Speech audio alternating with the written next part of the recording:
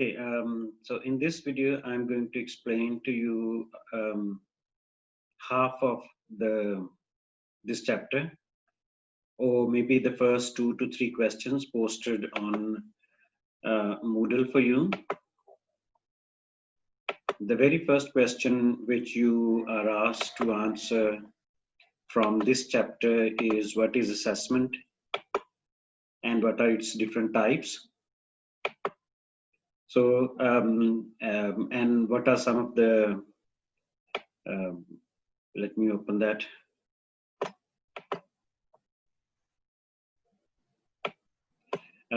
Basic concepts in assessment, and explain how to plan for assessment and describe different types of assessment in classroom. So, so these are the first 4 questions that we are going to, that I'm going to explain in this video, which is almost half of the reading. So assessment is, as you're aware, as this definition says, is classroom assessment provides valuable information that allows teachers to adapt instructional procedures to the learning needs of the students. This is one purpose of assessment. We will look at others also. But let's look at what is assessment. So assessment is a process which is used by teacher or by an education institute or by any organization such as FCCU to evaluate its efficacy, the efficacy of its program, which is BS Education, BS Mass Communication, BS English Literature, or its program, or MPhil or PhD. So if they want, so they are trying to assess the efficacy, the efficiency, the effectiveness of the program, how relevant it is in today's time and world, and what is it that we need to improve.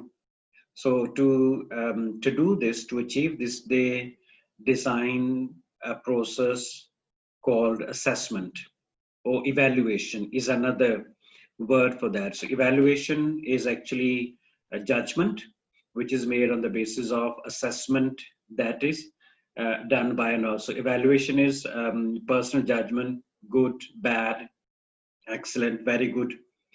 So those are judgments. For example, he is good in so and so. He or she needs to work in this area. So these are evaluations that you might have seen in your annual reports written by many of your teachers when you were in school. So those were evaluations, judgments of your teachers. And those evaluations, the judgments were based on their observations and the assessment that you took or you participated in. So assessment is a whole process which is used by teachers, since education psychology is about classroom teaching, schools. So we are going to focus on classroom teaching in schools. So assessment is a process used by teachers in schools or in classroom to evaluate students' learning.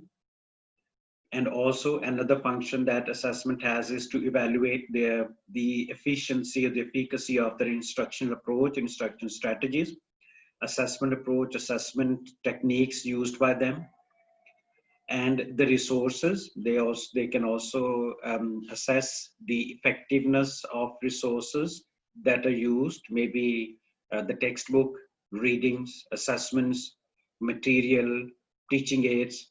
So all that is there. So all that could be done through assessment. But when we look at classroom assessment, we mostly look at tests. So test is one of the what we call tools as you come to this one. So these are some of the terms or the ideas or the components of assessment, which is measurement, evaluation, assessment, and the other one is test, as you can see here. So let me begin with test. So test is a tool which is used by a teacher to that helps a teacher or instructor to decide whether you should be learning the next chapter, or whether you are ready to go and study in the next class, or whether you are ready to go to the next level of your education, such as from metric you move into intermediate, from intermediate you come on to university. So test is a tool. So there are different types of test. So there are what we call summative tests, there are formative tests, there are placement tests, there are evaluative tests, there are diagnostic tests. There are different types of tests. There are standardized tests, there are teacher-made tests. So we look into all of it in a while. So to understand it, test is a tool which is used by teacher, and this tool may contain one question, such as an assignment question. It might contain a couple of questions, such as short questions which might have short answers, or it might have a question which might ask you to work on a project. Might be presentation. You might be asked to prepare a presentation. That is also a question. So it could be a test. It could be a quiz, MCQ, and the quiz might have a lot of different types of questions, such as supply type questions, such as what we call true, false, matching, yes, no, choosing the appropriate or the correct answer. So these are different kinds of questions that teacher might ask in a test. So on the basis of the test, when you take a test, for example, you have taken a quiz today.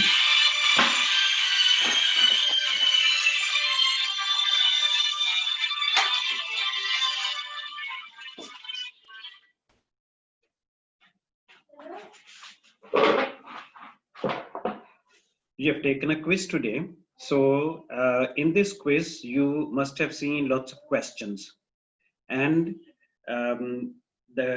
at the end of this exercise, at the end of taking the quiz, computer might have given you a certain.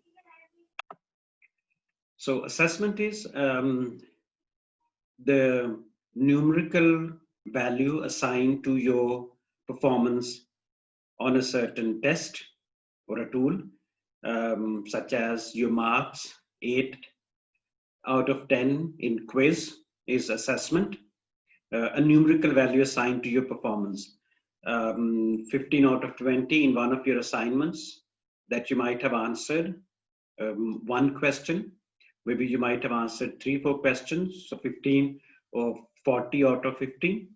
So that is assessment. So measurement actually. So measurement is giving a certain numeric value to your measurement is assigning a numeric value to your performance on a certain test.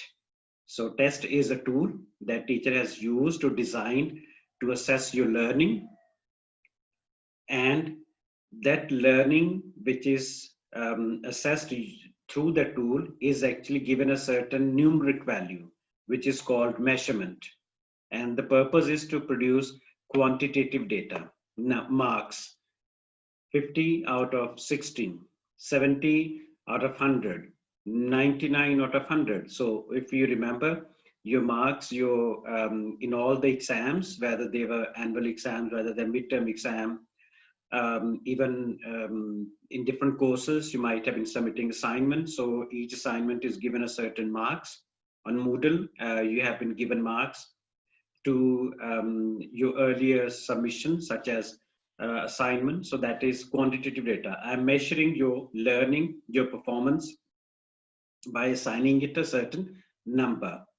Now that number is actually then move on to, I am going to use that number to evaluate or to give you what we call a grade. The grade could be, I might be using multiple tests in this course. As you must have seen, there are 3-4 quizzes, there are many assignments. So each chapter has one assignment and each module has a quiz. So as a result of these, and each of this tool or the test, whether it is assignment or quiz, is actually is measured, is given a certain quantitative value. And at the end of all this course, I'm going to collate all these marks that you have obtained in different assignments and different quizzes to decide what should your grade be. Right? So that is what we call evaluation. So evaluation on the basis of measurement, I'm going to decide what your grade could be. So the grade could be A, could be A minus, could be B plus, B minus, down, go on to D. Right? So that is evaluation. So these are 4 terms that we must understand. Test is a tool designed, and your performance, your learning is given a certain numerical value, which is called measurement. And on the basis of the measurement, a certain qualitative decision is made, objective decision is made, or subjective decision is made about your learning, right? So that is what we call evaluation. All this process, test, measurement, and making qualitative judgment, this is quantitative, measurement is quantitative, evaluation is qualitative. So all this is called assessment. So all this process is called assessment. So assessment is a complete process, as I said, to decide or to find out whether you have learned the content, whether the teacher has achieved objective of teaching a certain course or a certain module or a certain unit or a chapter. So that is assessment. Now, there are different types of assessment. I will come back to reliability and validity concepts of this when we come to teacher-made tests and standardized tests. Then I will be looking at these two terms.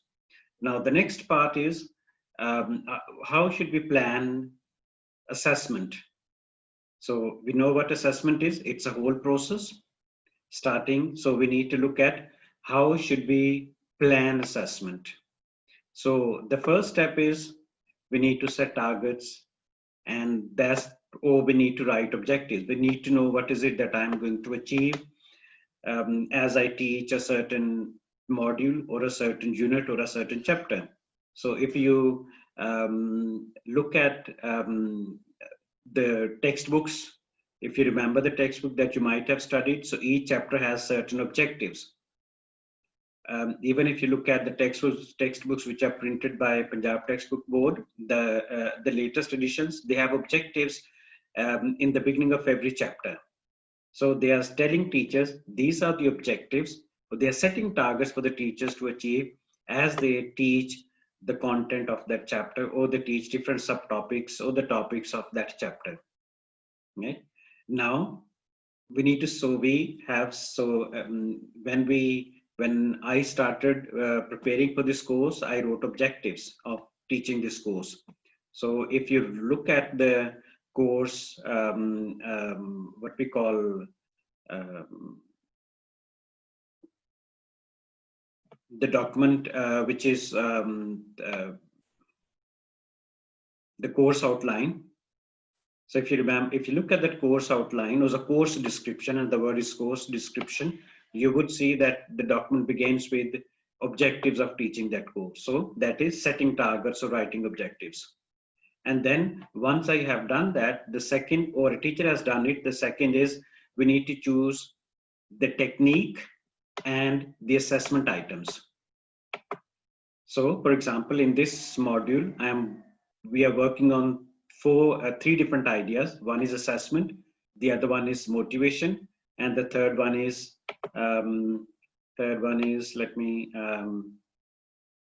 classroom management. So these are three different ideas.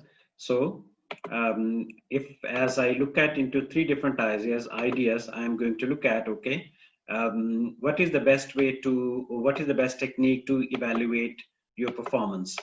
Now, if this were a 300 level course, I might have designed or decided a technique to assess application of this one, of the information which are there in assessment, motivation, and classroom management chapters. But since it's a 100 level course, I'm more focused on knowledge. More, as I said, more focused, not the focus, but more focused on knowledge. But if you look at the assessment questions which are posted on Moodle, you will see there are certain questions which are application oriented also, right? So technique is, how am I going to assess you? So am I going to give you a quiz, an assignment, or a project, or a PPT? So what is it that I'm going to ask you to work on? So that is a technique. Now, as I decide a technique, for example, I'm going to give you an assignment. So what could be the items of that assessment, right? So the question or the questions are assessment items. So the assessment items of an assignment is a question that asks students to write a long answer, right? Or construct a long answer. Or if the technique is quiz, as you did today, you taken the quiz today from learning theory module. So that technique, so quiz is a technique. So if you remember the questions which were asked, so there were true false question, there were multiple choice questions, there were matching questions, right? So those were assessment items. So once I've decided the technique, then I decide the assessment items. So if technique is assignment, then I might ask one question, I might ask two questions, where I ask you to respond, to construct a response. Now that response might be requiring you to reproduce the information that you might read or hear in this video. Or that response might require on your end to think of your experiences, connect your experiences with the content that you are reading or you are listening to. So that is the type of the assessment items, right? Which is the assessment item could be require what is this, what is that, when did it happen, how did it happen. These are all assessment items, requires recalling. But if I say evaluate this, analyze this, so those are also assessment items, but it requires a longer responses where you are logically constructing your responses, right? And the questions, the assessment items, which are of lower order thinking skills, such as what is what, where, when, how, who. These are all easily marked because there is one correct answer to that, and you have the answer with you, and you can say tick tick tick tick tick, and you can give marks to that. And if you need to deduct marks to something, you also have that criterion with you, enabling you to deduct marks, right? But if it is a response, if it's an assessment item where students are writing a long response, and the responses of higher order thinking skills, such as evaluate. For example, you might have read the story when you were in school from Tale of Two Cities, right? So that's a story. Now, if that is the story, the teacher might ask students to evaluate a certain character from the story. Or maybe you might have read the Romeo and Juliet play. Now, teacher might ask you to, how do you connect Romeo and Juliet with today's teenage generation? Romeo and Juliet were teenagers, so how do you connect? Can you find similarities and differences between Romeo and Juliet, who were teenagers, and today's teenagers? Right. So now this requires something objective, something from your own experience. Right? So now here it will be difficult to mark or to construct one correct answer, because there will be, if there are 15 or 20 or 30 students, there will be 30 different answers, and each of that could be correct answer, because each one is coming up with his or her own experience and with his own understanding of teenage, and then connecting with Romeo and Juliet. So what I'm trying to say is, it is easier to mark lower order thinking type questions, such as the question which require recalling, and multiple choice question, true, false questions, yes, no questions, matching question. But if the question requires higher order thinking skill, then it is difficult to mark. So teacher has to decide a rubric, design a rubric to assess those answers, right? So that the teacher can minimize the objectivity and bring in more, so that teacher can minimize subjective evaluation and maximize the objectivity of the marks given to students. So that is the second step: technique and assessment items. The third one is administering the assessment. So as you see, you're already have seen the assessments are administered. You took one quiz today, and you are already, after watching this video and reading part of this reading, you will be responding to some of the questions which are asked in this assignment related to this reading. So that is administering the assessment. Teacher asking you to answer, for example, if you remember your midterm final exam, so that is administering assessments. If a teacher is having a PPT presentation in classrooms, that is administering assessment, where students are performing. And then after this, teacher has, student have taken the quiz or that submitted the assignment, presented their work in class. So each of that is actually measured, given a certain mark, a numeric value, and that numeric value has resulted in some evaluation, right?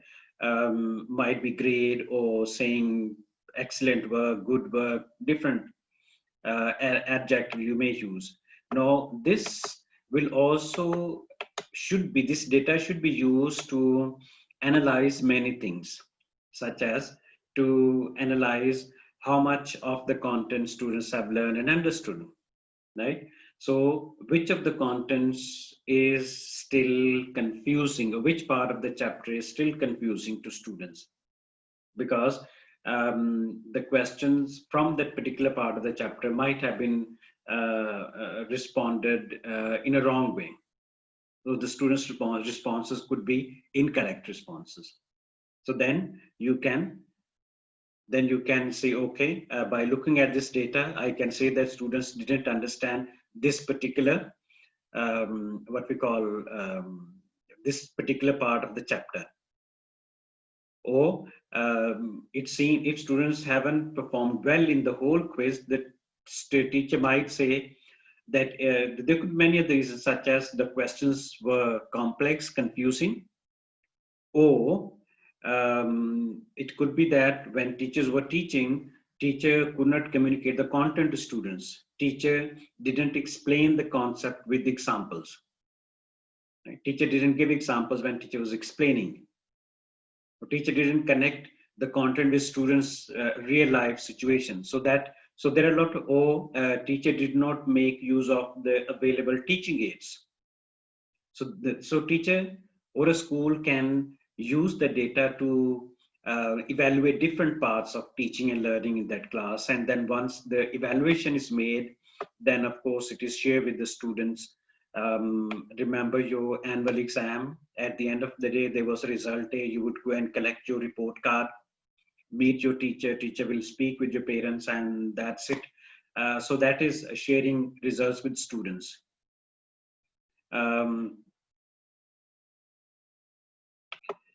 Now, unfortunately, what happens in our country, the schools, whether they are elite schools, or whether they are high fee charging schools, or whether they are low fee charging, or the state schools, they do not use the data collected from the assessments. They do not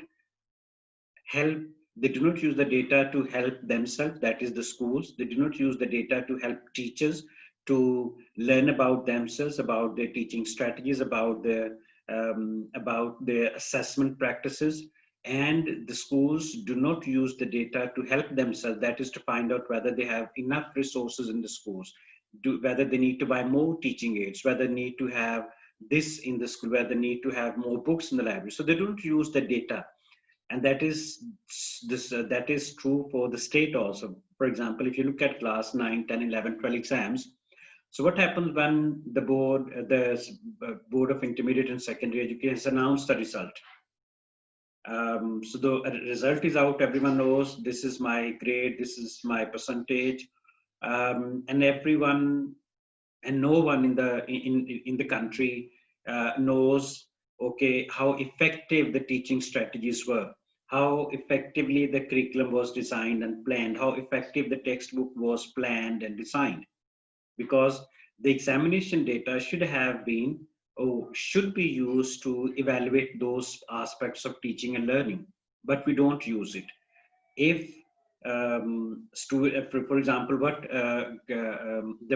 the provincial education department does in our country, so as soon as the results are announced and it is found out that some school, ABCD government high school, in that particular school, 40% students only could pass the class 10 exam, let's say.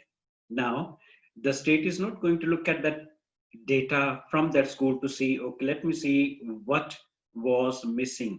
What is it that students could not answer? Rather than looking at and analyzing data, what government does is they transfer teachers, all the teachers who are teaching that school, to different other schools. Now, the same teachers, they're not going to learn anything about them. So they haven't learned anything about themselves from that data. The government has not told them about themselves. So that is the drawback of our assessment system, where the state and the schools actually in our country, they do not use assessment data.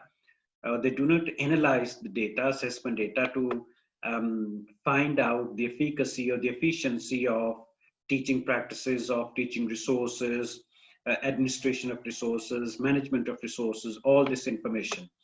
So that is why in our context, it is not a very fruitful exercise. Right? So all the data which is with Board of Intermediate Secondary Education, it stays with them, making no sense. Now, the next thing that I must highlight is the technique, the connection between objectives and the technique also. Now, if the focus of teaching a certain unit or a certain course, for example, this is 100 level course, so the focus of this is mostly lower order thinking, such as knowledge, comprehension, recalling. Now, if this is the focus, the technique that are suitable for this kind of what we call objective is maybe a recalling question. What is this? What is this?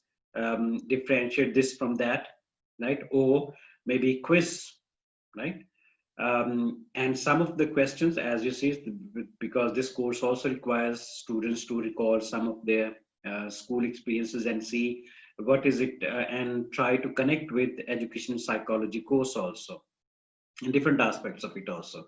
And that requires what we call higher order thinking skills. So if you look at the questions posted and where you are required to answer the questions, you will see there are lower order thinking questions and higher order thinking questions.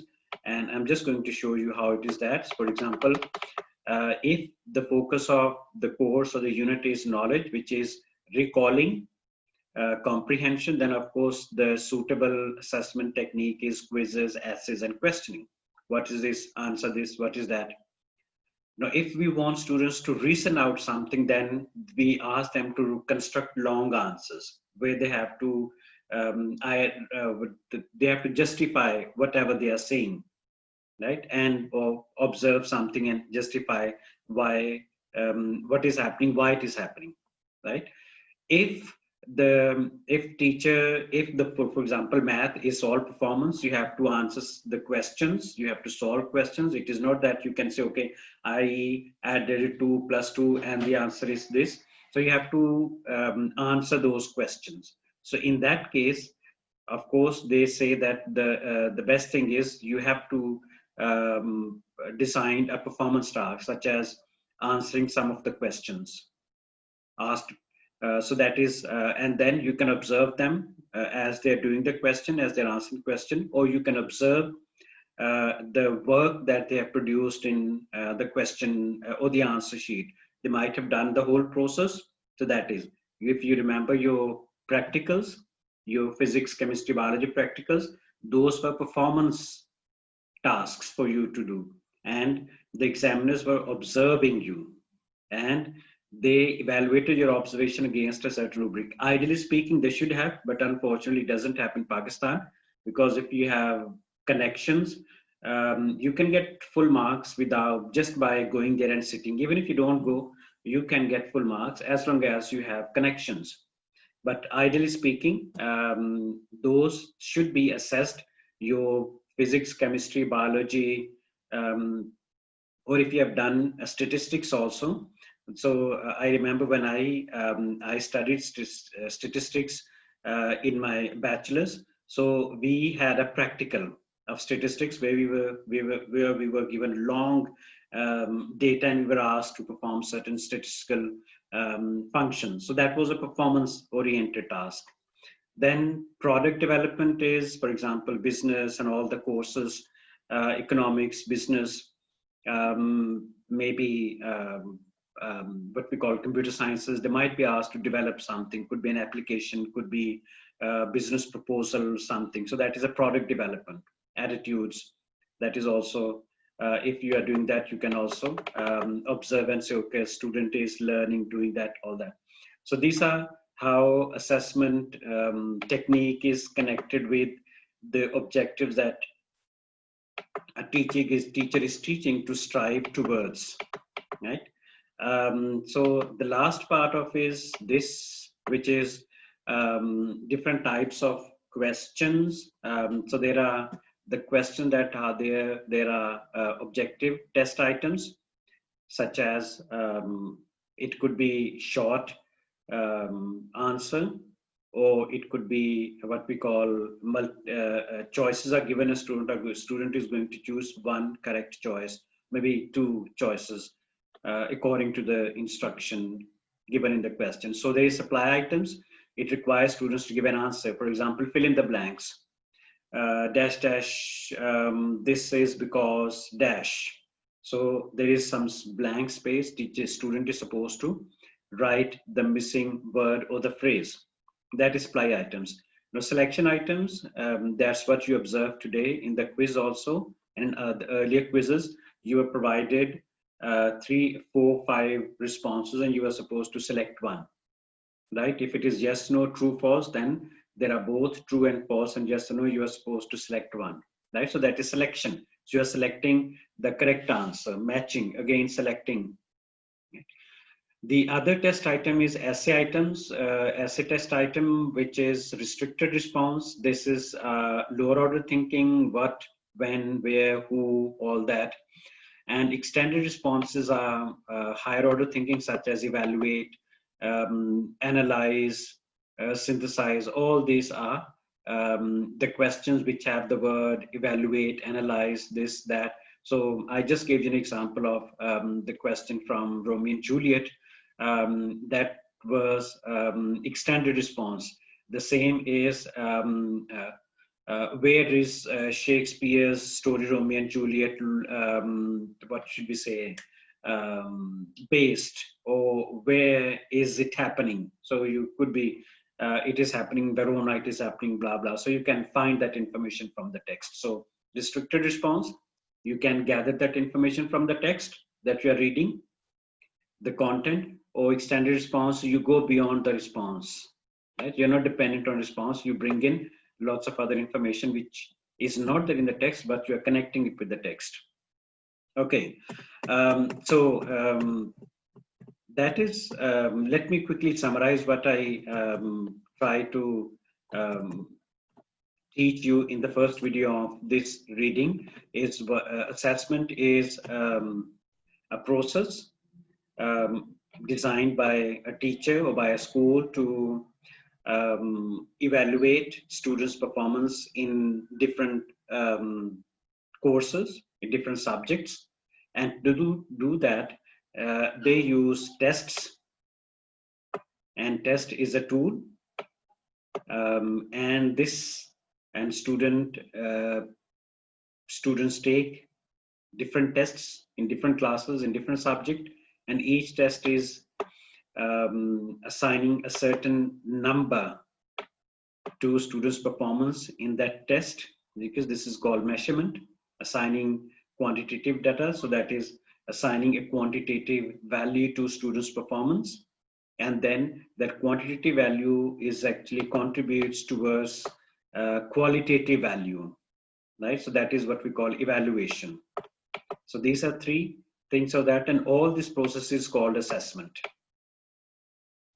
Then we looked at the functions. We looked at planning for assessment. So there, as you could see, there are 4 steps on that. The first is a teacher must set targets, objectives, and then according to objectives, assessment technique and assessment items are selected. And on the basis of students' performance, then once it is, the test is designed, it is administered, or it is asked to, it is shared with the students. If it is a quiz, students are going to take there and then. If it is an assignment, students are given some time to respond to those questions, and that is actually measured. Those quizzes, the assignments, they're marked, they are graded, 6 out of 10, 4 out of 10, 8 out of 10, 10 out of 10. So measurement, a certain quantitative value assigned to performance of each student, and then that contributes towards what we call evaluation. At the end of the course, or at the end of this term, or at the end of the semester, a certain grade is given, and then data is analyzed also. And that's what universities, we have department called quality enhancement cell, and that's what the department does. That department's job is to look at evaluation, students' results, and also students' evaluation of the faculty of the courses. And they try to connect that with and see what is it that university needs to do, and the vice rector advises faculty about it every year. Now, the last part of this is the functions of assessment. As I said, one of the functions is to inform students how they are performing in different subjects, right? So if a student is getting A grade, that means student is performing. If A is the highest grade, then of course the students is learning everything that is taught. Student is doing everything correct, what is done, or what is what the teacher is asking students to do. If a student is getting, let's say, F grade, which is the least grade, then that means student is not learning, and student is not doing what teacher is asking him or her to do. So that is, so the one of the function is to inform students about their performance, about their learning, whether they're learning what is being taught in classroom, in maybe in particular term, in particular semester, or they're not learning, right? So that is one functions. Another function of assessment process is related to teachers. So teachers can also learn about themselves, how effective, efficient their assessment questions or assessment technique is, whether they need to use, if you look at this particular module and other courses also, you must have seen teachers use different types of what we call techniques. So they are not only giving quizzes and tests, they have assignments also, right? And the purpose of assignment to make student read. Teacher might want to, it should help, assessment should help teachers to find out whether the content is appropriate and students are appropriate in terms of language understanding, whether it is appropriate according to their cognitive understanding, whether it is appropriate according to the time that they have to complete a certain course. So all that. Then the assessments, whether the assessments were clearly stated, whether the questions were clearly written, and students knew what is it that they need to respond to, right?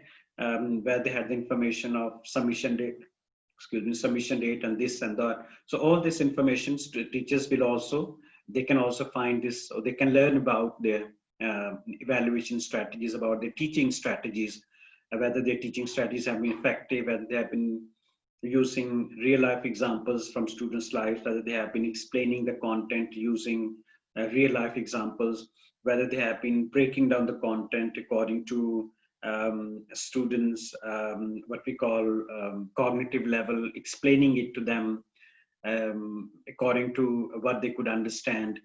Right? So the assessment can perform many functions. So it is not that assessment does one function, it has many functions for students, for teachers, and then for schools also. The schools might want to assess whether teachers are, whether they must retain teachers for the next year.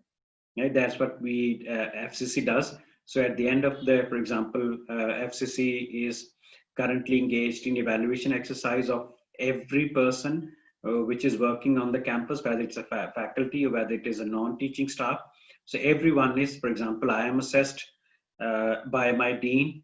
My dean's performance is assessed by the vice rector's performance is assessed by the rector's office, and rector's performance is assessed by the board of governors. There is a what we call